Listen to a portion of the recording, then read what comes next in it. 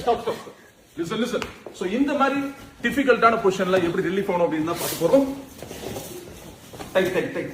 So நீங்க இந்த மாதிரி டைம்ல பதட்டம் ஆகாம வாட்ச் பண்ணிட்டே இருக்கணும். அவர் உள்ள வரும்போது just turn. ஓகே, எப்போ உள்ள வராரோ just slide up and turn this side. Come back. Then leg inside. Attack you. 1, 2. இங்க அட்டாக் பண்ண உடனே அதே ஃப்ளோலயே காலை எடுத்து போய் இங்க லாக் பண்ணிடுங்க.